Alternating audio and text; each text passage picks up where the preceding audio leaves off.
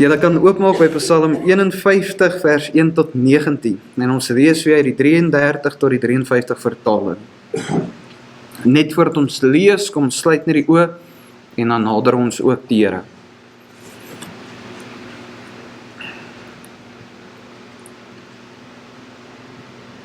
Vader, waar ons nou u genadetroon nader, liewe Heer, Vader, as broers en susters van dieselfde liggaam, Vader, mag u rustigheid in ons harte bring, en Vader, soos Robbie gesê het en ook voorgebid het, Vader, mag u ons denke sluit vir die wêreld daar buite, vir ons probleme, die dinge wat ons angstig maak, en Vader, mag ons met rustigheid u woord inneem.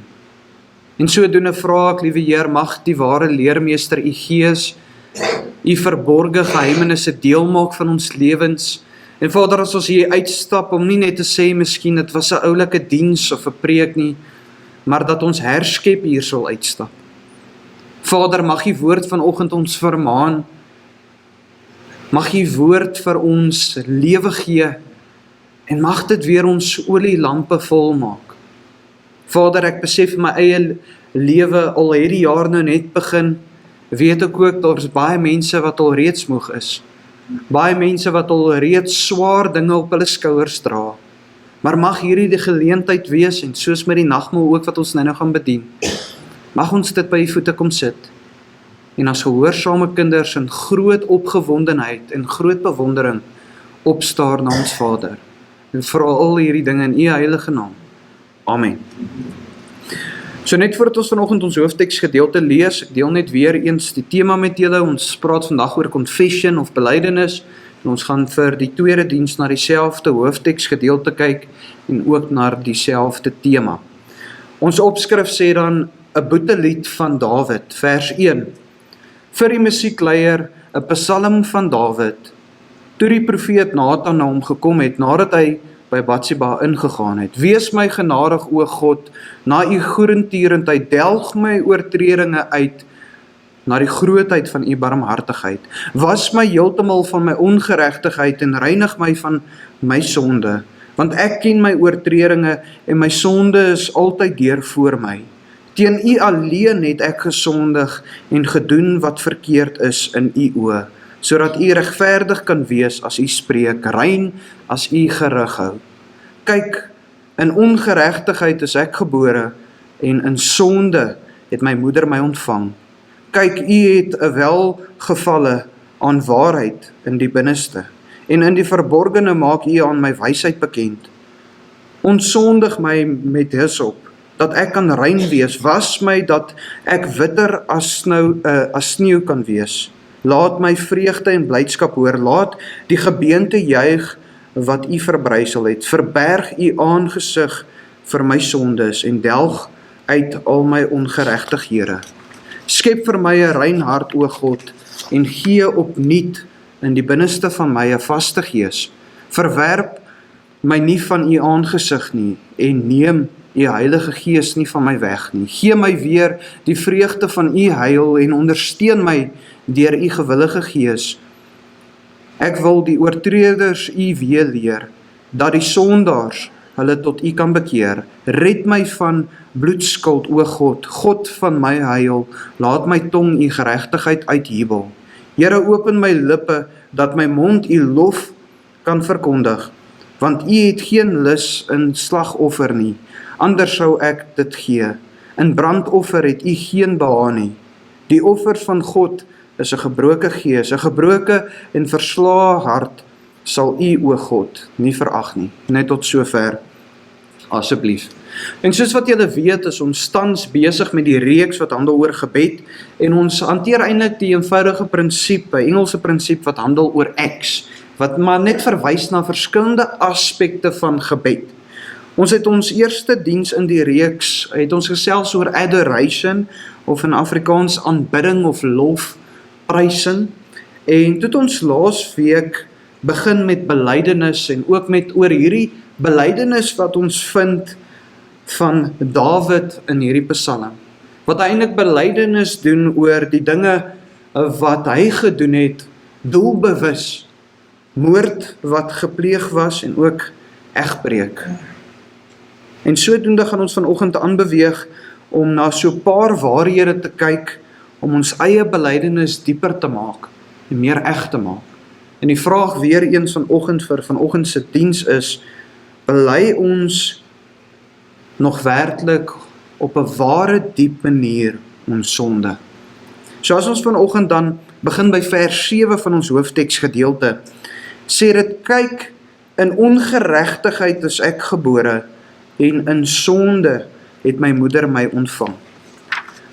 Nou hierdie waarheid waarvan Dawid hier praat, is 'n waarheid wat waar was al van elke persoon van nadat Adam en Eva uit die tuin van Eden geskop is. Elke persoon daarna, behalwe Jesus Christus, was gebore in sonde. Was nie net gebore in sonde nie, maar was ook skuldig teenoor die sonde.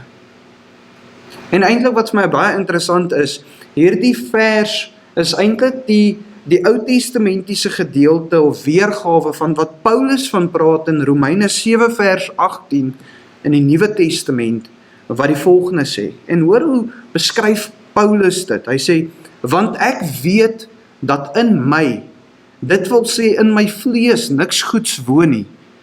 Want om te wil is by my aanwesig, maar om goed te doen, dit vind ek nie. En Paulus praat eintlik van die vlees hier. Hy sê dat in my vlees is daar eintlik niks wat goed is nie. En Dawid sê ook, ons kan vinnig dink in hierdie vers, Dawid gebruik dit as 'n verskoning. Here, ek het hierdie dinge gedoen omrede ek in sonde gebore is. Maar dis nie wat Dawid doen nie. Hy erken net 'n waarheid, dat sy vlees altyd gaan hinker na sonde.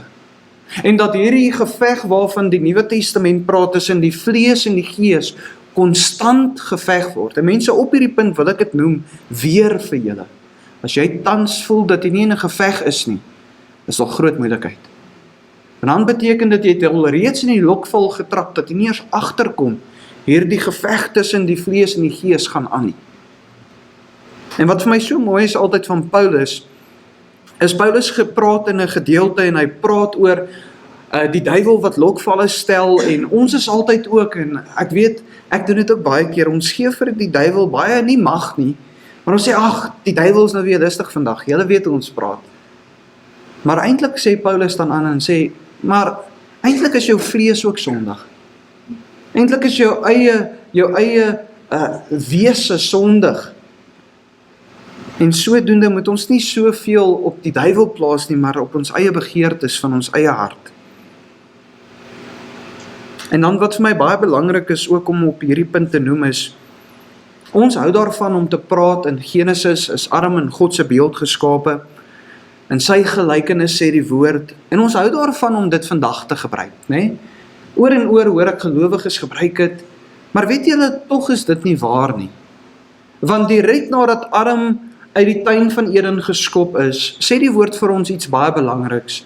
Nadat Adam 'n sondige natuur verkry het, sy seuns is in sy beeld en in sy gelykenis geskape. Verwysend, hulle word ook gebore in sonde. En sodoende is dit hoekom die woord die term wedergeboorte gebruik, wanneer ons tot ware redding kom. Want ons word weergebore in 'n meer perfeksievorm van God se beeld. Ons het nou 'n ewigheidswaarde, want God leef in ons.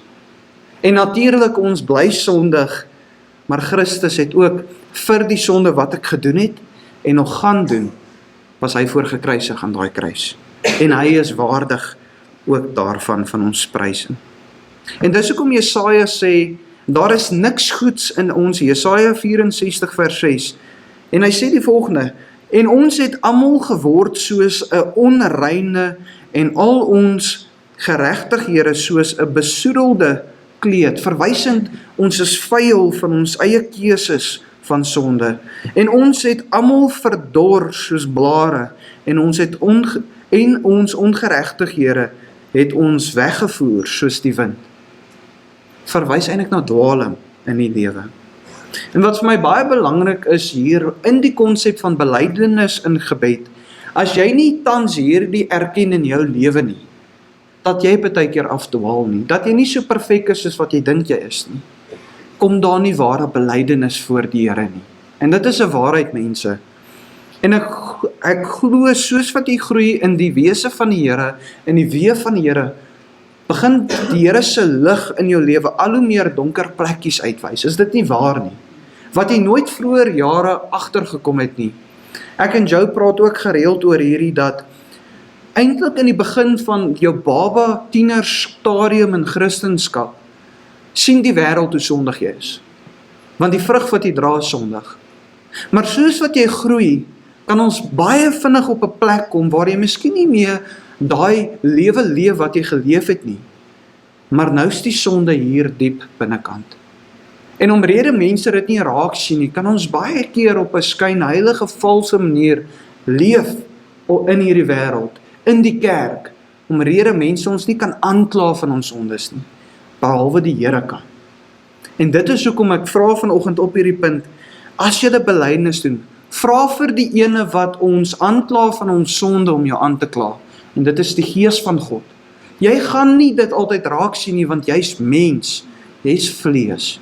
Vra vir die Gees om jou hart te ondersoek. En dit bring ons dan by vers 8 uit wat sê, kyk, u het 'n welgevalle aan die waarheid in die binneste, en in die verborgene maak u aan my wysheid bekend. Nou die vers skop eintlik af met groot wysheid van Dawid. Dawid erken eintlik hier dat die Here nie soos die mens na die mens kyk nie. Die mens kyk met die oë na die fisiese, is dit nie waar nie. Maar die Here kyk na die hart, na die dinge wat eintlik belangrik is. En dis eintlik wat Christus in die Nuwe Testament vir ons ook om geleer het oor die wet. Die wet gaan nie oor die praktiese uitlewing van dit en onderhouding van dit nie, maar dit gaan oor die binnekant, die hart wat dit onderhou. Dit gaan oor die hart wat nie egbreek pleeg nie, die hart wat nie moord pleeg nie. En eintlik het Christus gekom en niks van die Ou Testament wegmeegemaak nie. Hy het dit net op 'n dieper geestelike manier kom verduidelik. En dit is wat gebeur met belydenis ook. En dit is presies wat God aan Samuel gesê het, dat hy nie met die oë van die mens na die mens kyk nie. In 1 Samuel 16 vers 7, wat sê, kyk nie na sy voorkoms en sy hoë gestalte nie, want ek ag hom te gering. Want nie wat die mens sien, sien God nie. Want die mens sien aan wat voor oë is, maar die Here sien die hart aan. En mense, ek dink in hierdie waarheid lê daar 'n groot lokval vir ons as Christene. En die rede hoekom ek dit sê is, ons kan baie vinnig ons sondigheid minder maak deur na ander te kyk wat meer sondig is in ons eie harte. Nou wat ek hiermee bedoel is, kom ons sê ons kyk vanoggend na iemand wat daar op straat is, wat miskien 'n verslawing het aan iets, wat dwelms gebruik, alkohol misbruik, miskien sy familie verniel deur dit. En ons kan dadelik, as ek met my sondigheid vir hom kyk, voel ek beter oor myself. Ons as mense is georiënteerd om jouself te vergelyk met ander. Is dit nie waar nie? Tot in die huwelik of mense van jouselfde ouderdom. Ek en Michaela byvoorbeeld is baie dieselfde ouderdom as Stian en Bianca hiervoor. En ons kan vinnig in 'n posisie intree om te sê, maar hoe vergelyk ons huwelik teenoor hulle se? Hoe vergelyk my werksomstandighede met Tiaan se? En so kan ons aanbeweeg. En ja, dit is nie, meeste van die kere is dit nie 'n goeie eienskap om te hê om jouself te vergelyk nie, maar dit bring ons by 'n oppervlakkige belydenis uit. Want nou, omrede jy beter voel oor jouself, nader jy die Here met dieselfde gevoel van, dit is nie so erg soos daai ou se nie. En dan kom ek op 'n oppervlakkige manier en vra net vergifnis. Here, vergewe my sonde. Daar is geen trane in die hart nie, geen trane wat baie keer loop op die wang nie. En dan beteken dit dat jy dit nie werklik bedoel nie. Onthou julle, ons het laas Sondag gesê, ons voete word vuil soos wat ons deur die vuil wêreld loop, maar ons het ook gesê, ons moet die Here vra, Here, help my om die sonde te haat, soos wat U dit haat. Help my om dit te sien, soos wat U dit sien. Want as jy nie op daai punt kom nie, gaan daar nie ware belydenis gebeur nie. En eintlik praat hierdie oppervlakkigheid van jou geestelike groei ook. Jy kan nie geestelik groei as daar 'n muur is tussen jou en God. Jy kan nie geestelik groei as daar oppervlakkigheid is in belydenis nie. En dit praat eintlik van 'n vrot binnekant wat jy nie raak sien nie, of vir jouself jok oor en dit net miskyk. Hoor wat sê 2 Korintiërs 10 vers 12 vir ons. Want ons waag dit nie om ons te reken of te vergelyk met sommige van die wat hulself aanbeveel nie. Maar omdat hulle hul met hulself meet en met hulself vergelyk, is hulle onverstandig. Nou wat vir my baie belangrik is dat met hierdie, sê dit nie eintlik vir ons dat dade nie belangrik is nie. Maar eintlik sê dit vir ons dat ons moet wegbly van alle forme van ongeregtigheid. En ons moet, as jy weet iets in jou lewe is 'n swak punt, en jy weet daai ding wat jou vriende doen of wat jou familie doen, gaan maak dat jy daai ding doen, moet jy wegbly van dit af. En mense, dit is so eenvoudig. Ek dink in die kerk, dit is my baie hartseer dat hierdie eenvoudige goed ons nie kop nie. Want is dit nie eintlik om soos vir 'n kind oor en oor dieselfde ding te sê nie? Die woord sê oor en oor vir ons, bly weg. Moet jouself nie in 'n posisie sit om versoek te word nie. En die waarheid, wat eintlik vir my baie belangrik is van hierdie konsep ook, is dat baie van ons agter ons dade wegkruip dan. Nou wat ek daarmee bedoel is, ons kruip weg agter ons kerklike dade wat ons doen, ons goeie werke. Baie keer misbruik ons goddelike gawes, wat gebeur? En dan ontken ons ook die een wat vir ons die krag gegee het om dit te doen. Ons sien dit vandag in menigmale denominasies en kerke raak, hier in ons gemeenskap ook. En dit spreek net weer eens van 'n vrotheid in die hart. En 2 Timoteus 3 vers 5 sê, mense wat 'n gedaante van godsaligheid het, maar die krag daarvan verloon het, keer jou ook van hierdie mense af. En mense, soveel predikante, ouderlinge, sendelinge, evangeliste, mense in die kerk, hooggesiende mense in die kerk, kruip weg agter hulle dade in die kerk. En mense, hierdie is my belangrik. Meeste van die mense wat dit doen, kom dit nie eers agter mee nie. Nou wat gebeur is, die persoon het 'n sondigheid waaroor hy skaam voel. En hy dink, in plaas van om die sonde aan te spreek en dit Here toe te vat, gaan hy al hoe meer goeie dade doen. En hoe meer goeie dade hy doen in sy menslikheid, kanselleer dit die sonde uit. En dit gebeur. Het jy al gesien as iemand skuldig is aan iets, dan sal hy nou sommer die 1 maand bietjie meer geld in die kerk se rekeninge inbetaal. Nee, dit is menswees, dit is vleesdenke. En eintlik kan ons sê dat ons as mens baie goed is daarmee om te skuil van wat werklik fout is in die hart. Ons hou nie daarvan om dit aan te spreek nie.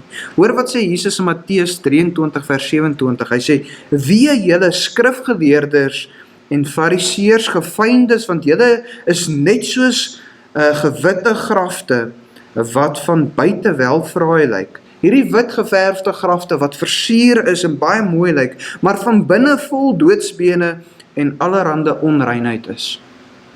En mense, hierdie is toepaslik op vandag se kerk ook. Ons kan nie langer oppervlakkig leef nie. Dis nie behoort om te gaan oor hoeveel goeie dade jy doen nie, maar uit wat jy daai goeie dade doen. Word dit uit geloof gedoen? Word dit uit die diepste liefde vir God gedoen? Vir watse rede word dit gedoen? En dis hoekom vanoggend hierdie gedeeltes wat ons deurwerk, soos wat ons deur dit werk, asseblief ondersoek jou eie hart. Hoekom het ek vanoggend daai geldjies as 'n teken, simbool miskien, in daai sakkie gooi? Hoekom betaal ek aan die einde van die maand miskien 'n geldjie in die kerk se rekening? Wat is nog die motief? Wat is die motief as ek kom help hier by die kerk met 'n bediening? Wat is my motief om vanoggend hier te wees?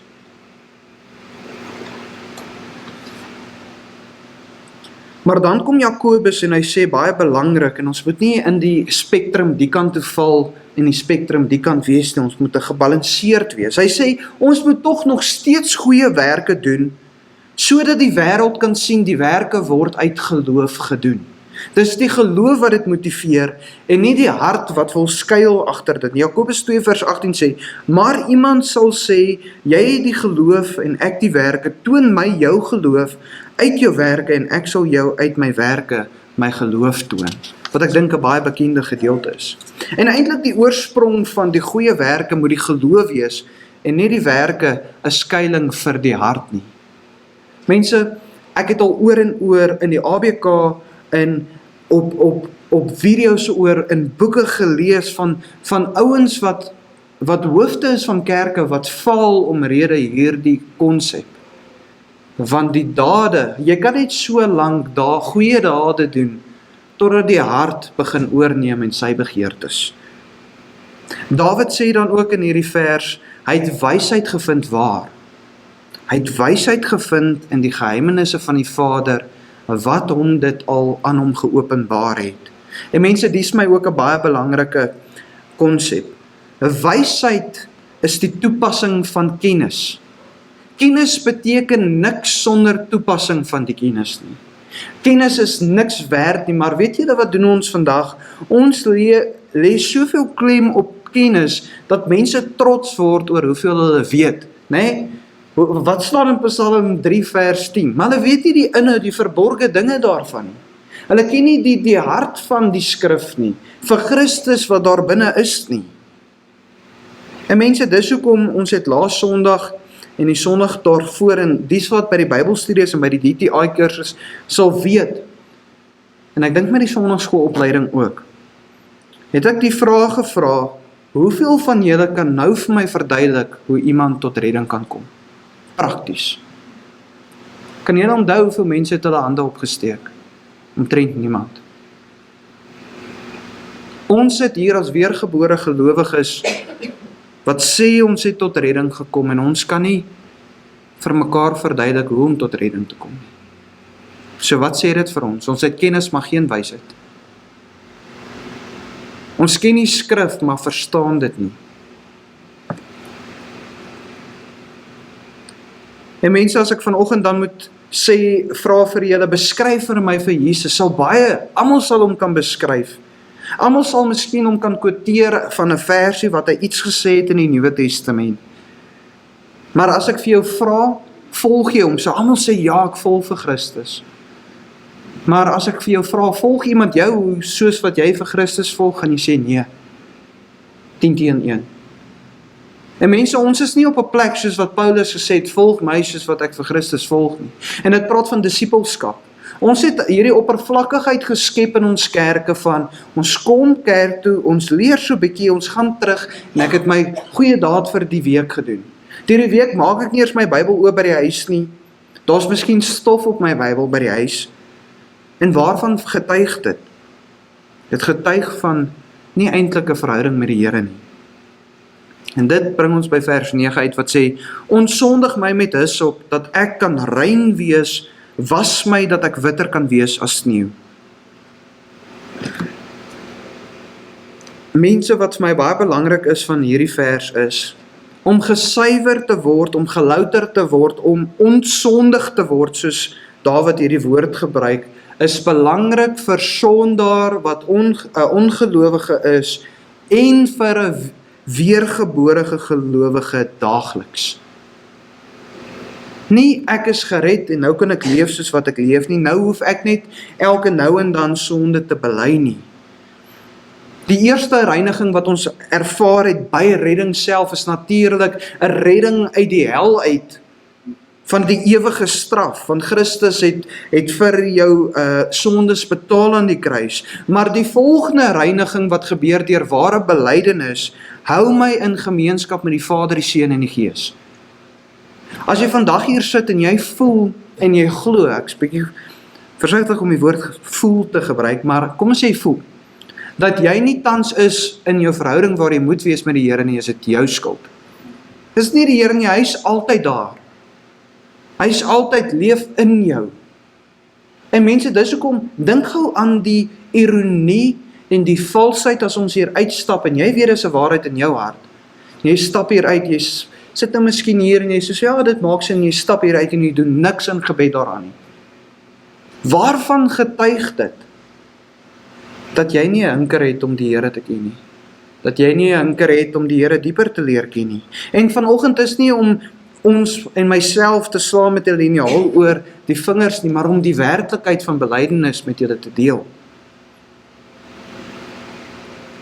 As ons kyk na die hyssop wat gebruik word in hierdie vers, hyssop was gebruik in 'n baie bekende gedeelte waarin dit gebruik was in Egipte, toe hulle die lammetjies geslag het en die hyssop in die bloed gedruk het om te verf die bloed teen hulle deurkosyne sodat hulle beskermd kan wees teen die engel van die dood wat daar verby beweeg het. En dan in ander Ou-testamentiese rituele en gewoonlik seremonies waar dit gebruik word was reinigingsseremonies. So waar byvoorbeeld hulle 'n seremonie gehou het vir 'n persoon wat siek was, melaatsheid gehad het en eintlik verteenwoordig hyssop dan eintlik in die Ou Testament verwys dit na suiwering, skoonmaak en ook vergifnis. En hier leer ons iets baie dieps in hierdie eenvoud van hierdie versie. Davids nader nie die Here om vergifnis te verkry nie. Hy nader die Here met die einddoel om weer skoon voor hom te staan, in verhouding met hom te staan, om weer gemeenskap met hom te hê. Sy einddoel is nie vergifnis nie, maar hy moet vergewe word om daarby uit te kom. En hoeveel keer bely ons nie ons sondes met die einddoel net om vergewe te word nie? Ons einddoel is nie weer om regverdig voor die Here te staan nie weer in gemeenskap met hom te staan nie. En mense, dit klink baie dieselfde, maar dit is die teenoorgestelde. Dis soos iemand wat net, hy vra vir jou, Koos, kan ek by jou geld leen? Sorry julle, ek wil net seker maar Koos is nog wakker. Koos, kan ek by jou geld leen? En Koos sê dis reg. Sodra ek daar kom het ek groot vreugde, want Koos leen vir my geld, ek sê nie eers dankie nie, en daar gaan ek. Ek praat nooit weer met Koos nie, totdat ek weer geld kort, dan wil ek weer na Koos toe. Koos, kan ek geld leen? Daar is reg, hierso. Dit is wat belydenis is, wat soekend is na net vergifnis. Ware belydenis is, ek gaan na Koos toe, en ek sê, broer, ek het niks nie, ek kan nie kos vir my familie op tafel sit nie, kan jy my help? En soos wat hy my help, tree ek ook in 'n dieper verhouding met Koos, want hy bid vir my. Ek sê vir hom, broer, sal jy vir my bid, ek sê jou gras kom sny. Al gebeur 'n verhouding en op die ou einde, soos wat ek gesien het hoe hy my ook lief het, gebeur daar iets spesiaals. Volgende keer wanneer Koos sien ek ry swaar, kom hy sommer self en hy sê, hoorie, Pieter, kan ek jou help? En dit is eintlik waarvan die Bybel spreek is, ons moet nie na God toe gaan net vir vergifnis nie, dis dieselfde rede hoekom mense onder 'n valse aspek tot redding kom, valse redding, want hulle dink die ewige verteenwoordig om ewig te lewe. Dis nie wat die ewige lewe is nie. Die ewige lewe is om eendag 'n ewigheid by die Vader te wees. Daar's 'n groot verskil. So mense wat die dood vrees, glo nou. Nie mense wat die Here lief het glo nie, maar mense wat vrees het glo.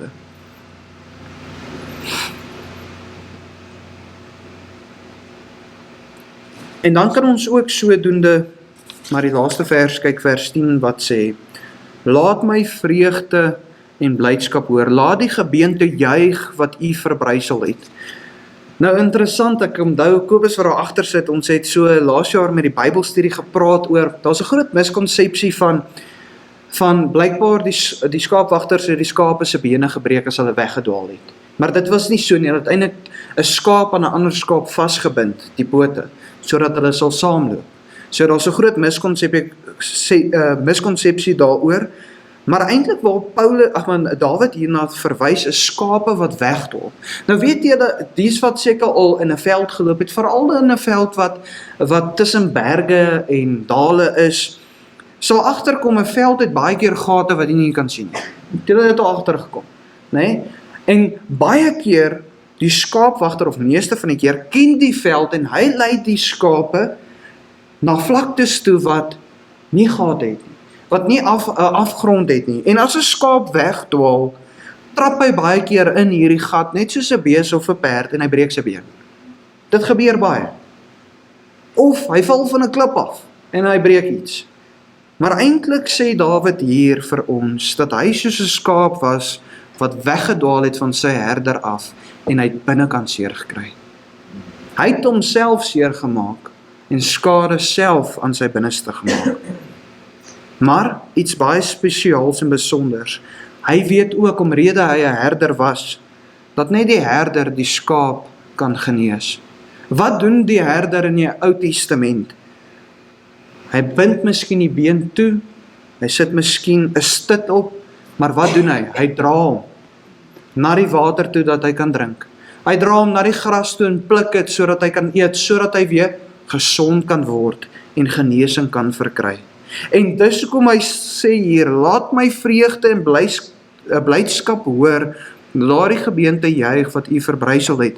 Verwysend, hy weet net ware genesing wat hy tans ervaar, kan hy kry by die Vader.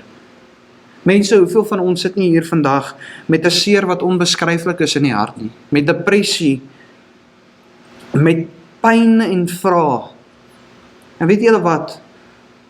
Vir hoeveel jare is dit nie miskien al daar nie? Hoeveel bitterheid het dit nie al veroorsaak in verhoudings in jou lewe nie? Maar weet julle wat leer Dawid vir ons hier? Vat dit na die Vader toe. Vat dit na die herder toe. Hy bring genesing. 'n Ware genesing vir binnekant vir die hart. En mense, as jy vanoggend hier uitstap met daai seer en jy vat dit nie, is jy soos die skaap wat op daai gebreekte been net aanhou loop. Jy gaan jouself seerder maak. En wat vir my altyd so interessant is, hoeveel mense al in die kerk seer gekry het. Julle het dit al gehoor. Mense gaan nie meer kerk nie, want hulle het seer gekry. Julle weet baie keer, die rede hoekom ons seer kry in die kerk is omrede ons nie volwasse is nie. Die rede hoekom ons seer kry in die kerk is omrede ons nie die skrif ken nie. Die rede hoekom ons seer kry in die kerk is omrede ons nie die woorde wat die dominee spreek, toets volgens die woord nie. So wie se skuld is dit dan op die ou einde? Dis nie God se skuld nie. Dis die skaap wat wegdwaal. Dis soos 'n skaap wat sê, hierdie water het nie lekker geproe, wat ek gaan drink het daar op die hoek van die rivier, die herder het my gebring tot hier, maar ek gaan drink om daar, ek hou nie daarvan nie, ek nie meer vir hierdie herder, luister, ja, stap ek weg. Dis wat ons doen, en mag ons nie langer in hierdie illusie leef, dat ons werklik eintlik in beheer is van ons lewens nie. Mag ons leef asof Christus ons werklik gekoop het, met sy kosbare bloed. En mense, mag ons op 'n dieper manier belydenis doen in blydskap. Sien julle, wat leer vers 10 vir ons? Dawid verkry al is hy sondig, blydskap in die wete dat hy na die Here toe kan gaan. Is dit nie amazing nie? Hoeveel keer nader ons nie die Here in belydenis, en dit voel amper asof vir ons soos 'n stoute kind in die skoolhoof se kantoor moet gaan ingaan nie. Maar Dawid leer hier vir ons, doen dit met vreugde, wetend dat hy ons herder is. En mense, mag ons dan ook nie so skape meer ronddwaal en onsself seermaak en ander seermaak nie. Maar mag ons begin werklik vrug kweek in ons harte deur gehoorsaamheid aan die Vader. Amen. Kom sluit die oë. Vader, waar ons nou in eenvoud gesels het oor belydenis en eintlik, Vader, om na onsself te kyk soos wat U na ons kyk. Vra ek, mag U Gees dinge aan ons openbaar van wie ons self is, want U ken ons beter as wat ons onsself ken. En Vader, mag ons nie meer onder illusies lewe van wie ek is nie. Mag elke persoon, maak nie saak hoeveel geld in sy bankrekening is nie, maak nie saak wat se kar hy vandag meer hiermee opgedaag het nie, besef dat hy niks is sonder U nie. Maar Vader, ons prys U daarvoor dat U die ewigheidswaarde aan elke een van ons gekoppel het. Dat dit nie gegaan het oor hoeveel my bankrekening is nie. Dat dit nie gegaan het oor hoeveel kennis ek oor wiskunde het nie. En hoeveel vriende ek het nie. En wat se status ek in hierdie samelewing het nie. Maar dat U ons gekies het op grond van die Seun. En dat U ons al uitverkies het voor die grondlegging van hierdie aarde. Vader, mag daai spesiale woorde en waarhede wat so moeilik is, mag dit begin verstaanbaar raak in ons harte, en mag dit vreugde kweek. Maar Vader, mag ons ook besef dat ons is tog nog steeds nie perfek nie. Dat ons eendag heilig sal wees wanneer Christus ons kom haal, en wanneer hy ons heilig, met 'n verheerlikte liggaam, maar dat ons stand sal bely soos nog nooit tevore nie. Want Vader, enigiets wat ons weerhou van 'n dieper verhouding met U is sonde. En Vader, sodoende vra ek, mag die Gees elke persoon lei.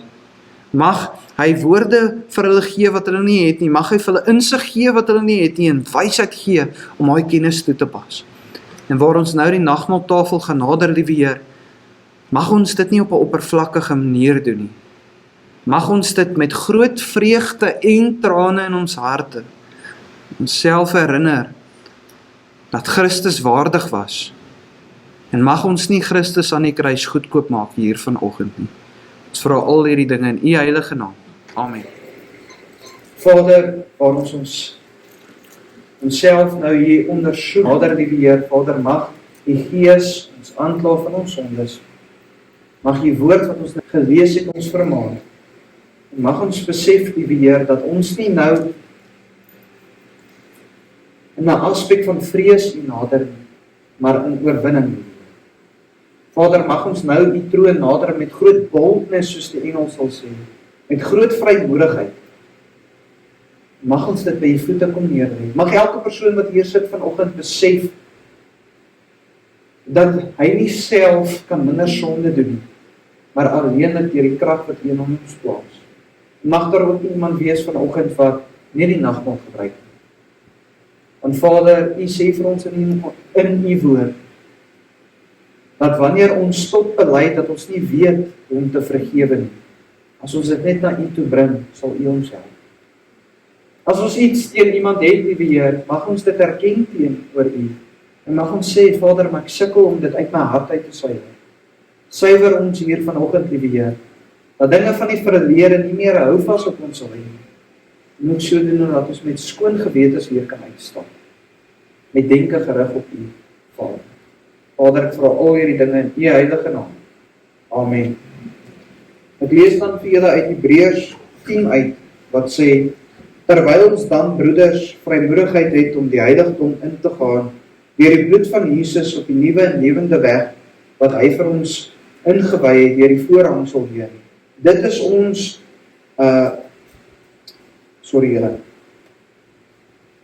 dit is sy vlees, en ons 'n groot priester oor die huis van God het. Laat ons toetree met 'n waaragtige hart, in volle geloofsekerheid, die harte deur die doop gereinig, en 'n slegte gewete, en die liggaam gewas met rein water.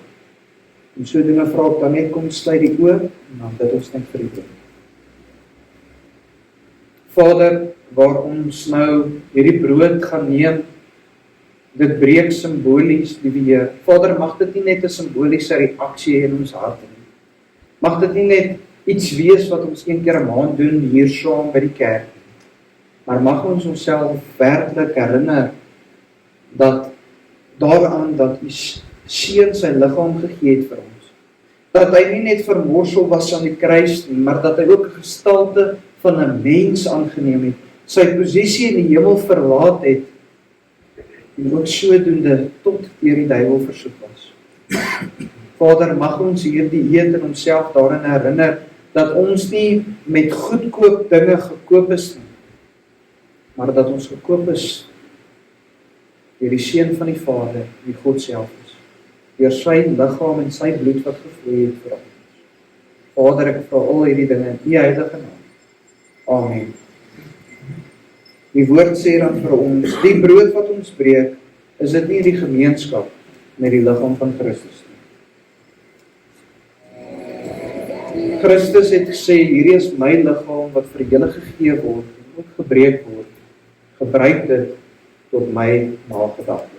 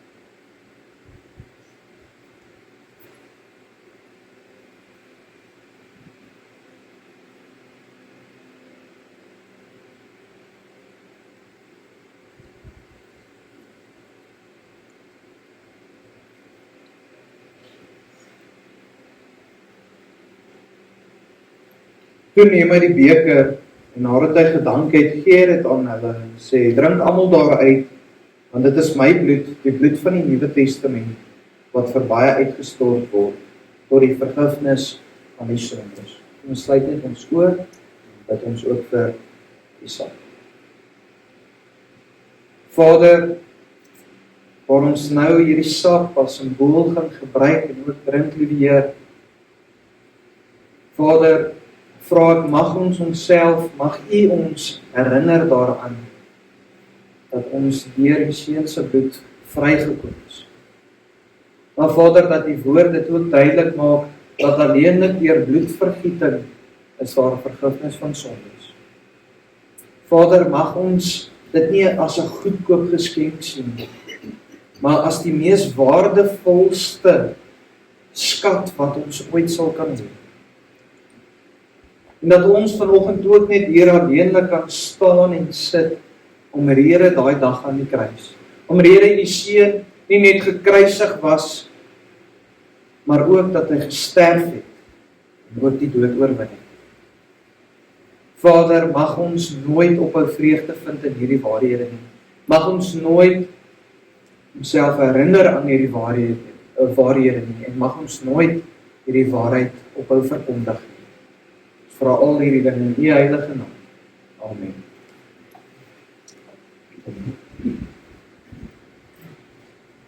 Die bloed van Jesus Christus, sy Seun, reinig ons van alle sonde. Die woord sê vir ons, hy wat self sy eie Seun nie gespaar het nie, maar hom vir ons almal oorgegee het, hoe sal hy nie saam met hom ons ook alles genadiglik skenk nie?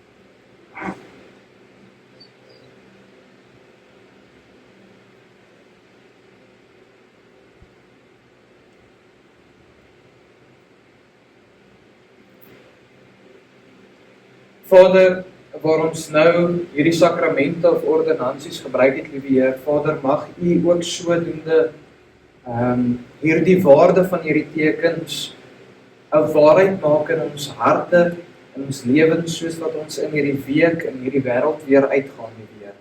Vader, mag ons voete nie weer so vuil raak soos wat dit tevore geword het nie. En Vader, mag ons gereeld onsself herinner aan die vergifnis van Christus, maar ook in dankbaarheid die loof en prys daarvoor. Maar Vader, ek dra ook ons gemeentelede, ons vriende, ons families op, wat miskien vanoggend nie hier kon gewees het nie, of by ander kerk nie weer. Vader, mag hulle hierdie eenheid ervaar, mag U die vlerke van ontferming om dies wees wat hartseer is, en Vader, om dies wat siek is, Vader, mag U genesing bring. Ons vra al hierdie dinge in U heilige naam. Amen. Staan dan en ontvang die seën. Mag die Here jou seën deur jou te vermaan, te beskerm en te laat groei en ook uit te stuur. Mag sy liefde jou vernuwe, sy genade jou herskep en sy roeping jou bemoedig om uit te gaan. Amen. Dankie Here.